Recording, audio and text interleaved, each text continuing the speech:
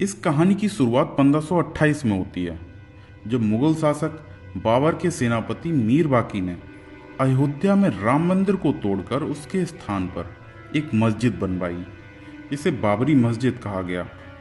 राम मंदिर वह स्थान था जहां पर लोग मानते थे कि भगवान राम का जन्म यहीं हुआ था। यह मंदिर उनके लिए पवित्र और पूजनीय स्थान था।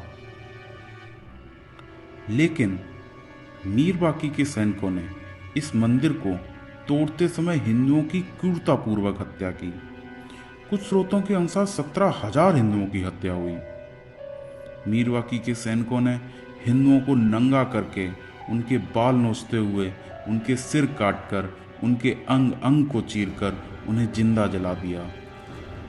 इन लोगों ने स्त्रियों और बच्चों को भी नहीं छोड़ा था। उनका बलात्कार किया गया, उनको लूटा गया और उन्हें बंदी बना लिया गया था।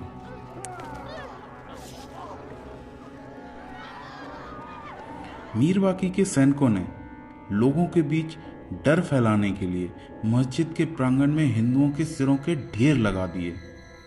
उन ढेरों से बहता हुआ खून धरती को लाल कर रहा था। वहां से आसमान हिला देने वाली चीखें और रोने की आवाजें आ रही थीं, जिससे दर्द और दुख का एहसास उभर रहा था, जो हर हिंदू के दिल को चुभ रहा था। हिंदुओं के प्रति हुए इस अत्याचार को हिंदू समुदाय की पीड़ा, संकल्प, सहनशीलता, समर्पण और आस्था का प्रतीक माना जाता है। उन्होंने अपने धर्म और संस्कृति के लिए बलिदान दिया। वो अपने राम के लिए लड़े थे, अपने राम के लिए मरे थे और उन्होंने अपने राम के लिए एक नया इतिहास लिखा था। हिंदू मुसलमानों के बीच में 1528 में हुए इस हत्याकांड की प्रतिक्रिया 1992 में हुई, जब हिंदू कारसेवकों ने मस्जिद को तोड़कर पुनः राम मंदिर का प्रतीक बनाने की कोशिश की। कारसेवकों का कहना था कि यह उनका कर्तव्य है और ये इनका बदला भी है।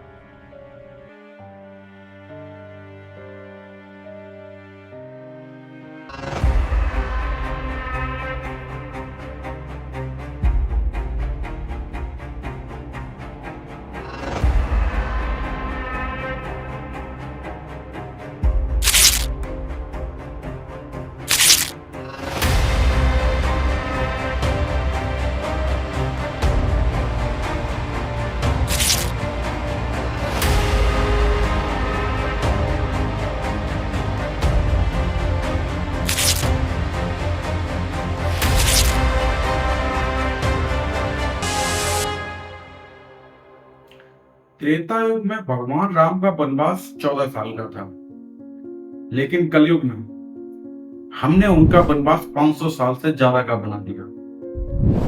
कहते हैं हमेशा बुराई पर अच्छाई की जीत होती है। जिस तरह भगवान राम ने त्रेता युग में रावण का वध करके अपना वनवास पूरा किया था, आज उसी तरह उनका 500 साल से ज्यादा का वनवास समाप्त होता है। उन 14 सालों में भगवान राम ने जितना कष्ट नहीं देखा होगा, उतना आज उन्होंने कलयुग में अपनी जन्मभूमि और जन्म स्थल को पाने में देख लिया है। हमने उनका घर दिलाने में 500 साल से ज्यादा का समय ले लिया, और जिससे उनका आज कलयुग का वनवास त्रेता युग से 1000 गुना ज्यादा कठिन बन जाता है। क्योंकि त्रेता युग में रावण सिर्फ एक था और आज कलयुग में घर घर में एक रावण है। और ये भगवान राम का कलयुग का वनवास आसान नहीं था। इसमें करोड़ों लोगों की आस्था दांव पर थी, जो हजारों सालों से हरण की जा रही थी। और जिस तरह भगवान श्री राम मां सीता को रावण का वध करके उसकी चंगों से निकाल लाए थे, और उसी तरह आज हम उनकी वानर सेना, उनकी आस्था को हजारों रावणों की चंगों से निकाल रहे हैं।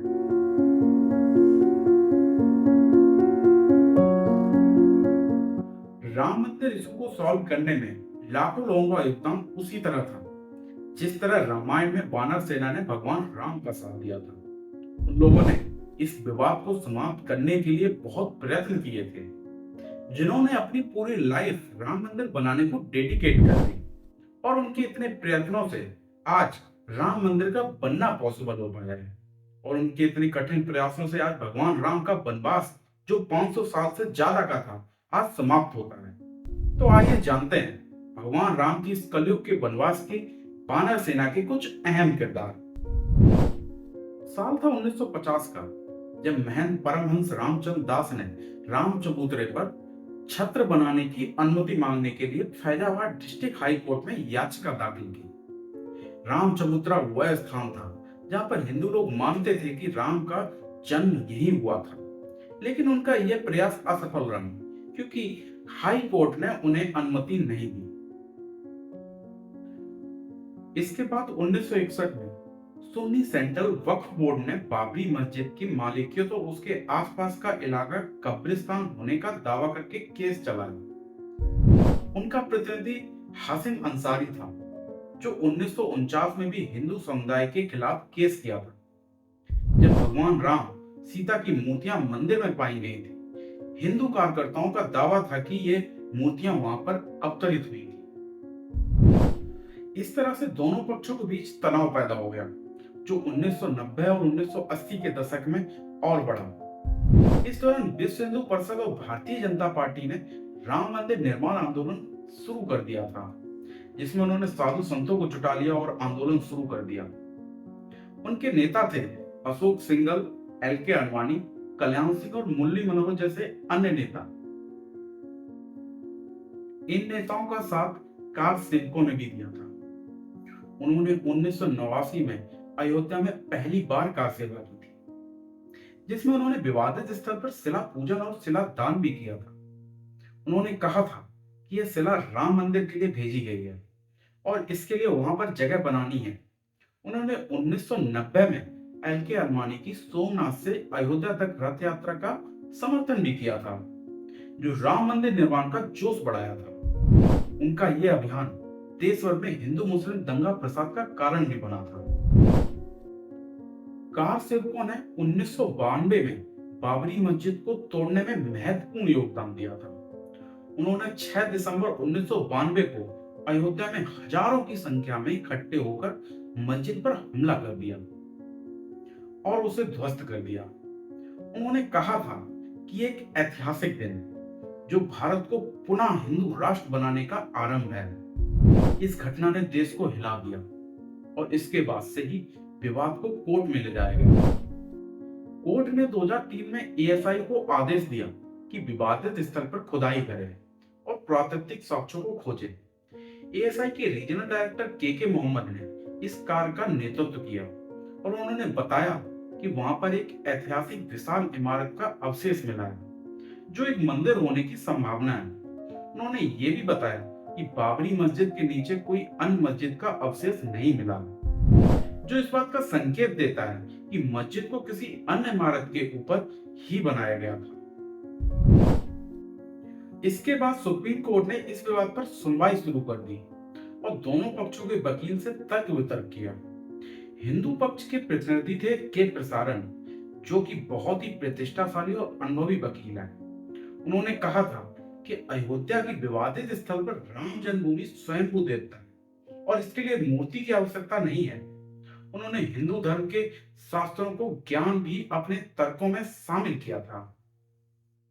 सुप्रीम कोर्ट ने 40 दिनों तक लगातार सुनवाई की और 9 नवंबर 2019 को एक सहमति से अपना फैसला सुनाया, जिसमें उन्होंने राम मंदिर जन्मभूमि पर हिंदू समुदाय को अधिकार दिया और बाबरी मस्जिद के लिए एक अन्य स्थान पर 5 एकड़ जमीन देने का आदेश भी दिया। उन्होंने अपने फैसले में कहा था कि बाबरी मस्जिद के तोड़ने का कार्य एक अपराध था और इसके लिए दोषियों को सजा भी मिलनी चाहिए। उन्होंने अपने फैसले में यह भी कहा कि राम मंदिर निर्माण के लिए सरकार को 3 महीने में एक ट्रस्ट बनाना चाहिए, जो राम मंदिर का कार्य देखेगा। इस फैसले ने देश भर में एक नई उम्मीद और आस्था जगा दी और इसके बाद से ही राम मंदिर के शिलान्यास समारोह का तैयारी शुरू हो गई। इस समारोह में भारत के प्रधानमंत्री नरेंद्र मोदी जी ने भी भाग लिया, जो राम मंदिर आंदोलन में सक्रिय भाग लिए थे। उन्होंने अयोध्या में राम मंदिर का आधार पत्थर रखा और रामचरितमानस का पाठ किया। उन्होंने कहा था यह मंदिर देश की सामाजिक एकता और समृद्धि का प्रतीक बनेगा।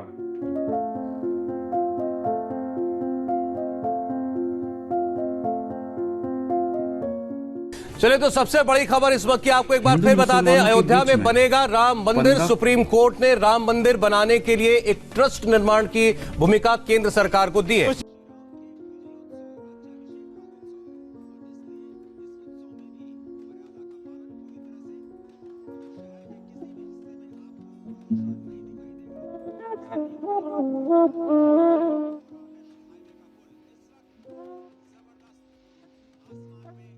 हे जननी जन्मभूमि, हे माता अयोध्या, आज मुझे तेरे चरणों में आने का सौभाग्य फिर से प्राप्त हुआ है।